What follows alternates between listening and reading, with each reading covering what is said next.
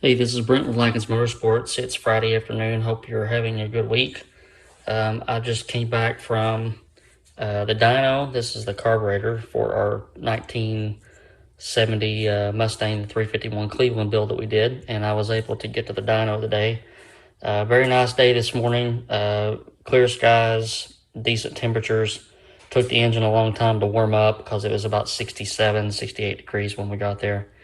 But got about 5 pulls on it and got everything tuned, and just had a really good time. So I'm gonna cover the results here and save that for last.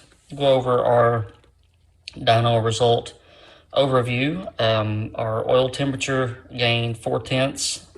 Let's see, yeah, 4 tenths of a degree. So no obvious indications of anything going wrong inside the engine. And as always, I pulled the oil filter, cut it apart. There was nothing in it. We monitored the water temperature on the cooling tower, and we were keeping it about 160, 170 degrees. Oil pressure went up throughout the pull. Again, this was measured at the rear of the block after it has fed basically everything. So you can expect this number to be about 15 psi higher if you're measuring at the front of the block. Was using some Lykins brand break-in oil 5W20 and a precision oil pump with a higher pressure spring in it. Air fuel ratios, I would go off of this one. We were out about 12.5, 12.7. We were having problems with the right side oxygen sensor. I think it was because the headers that we have, the exhaust pipe doesn't slide over the header very well, so it was pulling a little bit more air. But air fuel ratio was dead on.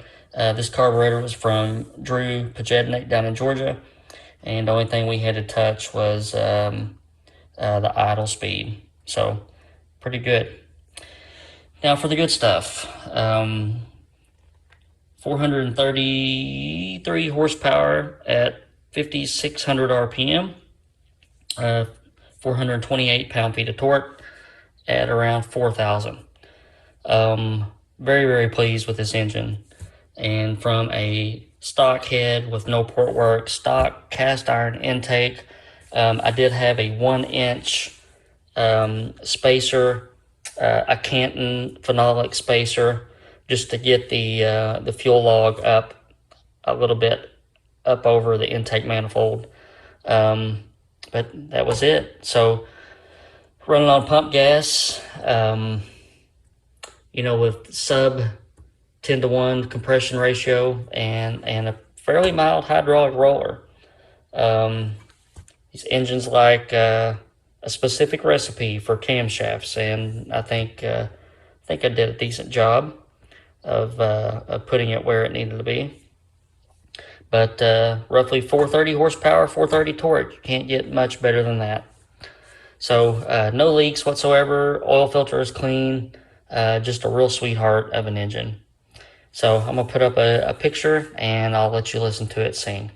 You guys have a good weekend, and I'll catch you next week.